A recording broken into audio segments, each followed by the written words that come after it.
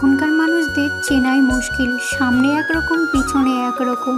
মানুষ না বললেই চলে, এরা একটা ভৈরবী, একটা ভৈরবের চেহারা নিয়ে থাকে, রূপ নিয়ে থাকে। সামনে এমন ব্যবহার দেখায় মনে হয় এদের মতো ভালো মানুষ আর হয় না। সেটাই যদি সব সময় ব্যবহারটা করে তো ভালোই লাগে, পেছনে যে কেন আবার বদনাম করে তা ভেবে পায় না।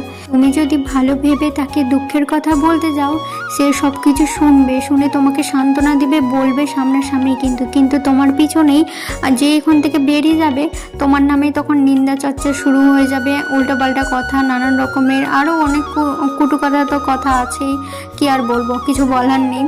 তো মানুষের তো এখন কাজ কম আর নিন্দা চর্চাটাই তো বেশি হয়ে গেছে এখন। পরেই যখন আবার তুমি শুনবে যে কষ্টের কথা তুমি তাকে বলেছো, সেটা নিয়ে, তোমার কথাটা নিয়ে হাসাহাসি ঠাট্টা এঁকে করেছে, তখন তোমার কতটা আঘাত বা কষ্ট লাগবে বলো তো। তার থেকে কি বলো তো, মানুষকে বলার থেকে ভগবানের কাছে বসে কান্না করে বলাটা এটা অনেক ভালো, মানুষকে না বলে। কারণ মানুষের তো রূপ না, রূপ হচ্ছে ভৈরবী রূপ। মানুষকে বলার থেকে না বলা ভালো। মানুষের ব্যবহার, কথাবার্তা বোঝা যায় না যে কোন মানুষটা ভালো, কোন মানুষটা খারাপ। সামনাসামনি দেখাবে খুব ভালো, আদৌ মানুষ ভালো না। আমি তো বুঝে গেছি, নিজেকে ব্যস্তর মধ্যে রাখতে চাই সব সময়, কাউরের কোনো কুটনামো, কোনো কথাবার্তার মধ্যে আমি থাকতে চাই না। যত মানুষের সঙ্গে কথা বলা কম বলা যাবে ততই ভালো, ততই সামনে এগিয়ে যেতে পারবো। এই ছোট বয়সটাতে না অনেক অভিজ্ঞতা হয়ে যাচ্ছে আমার, সেজন্যই তোমাদেরকেও বলছি তোমরাও নিজের মতো করে ব্যস্ত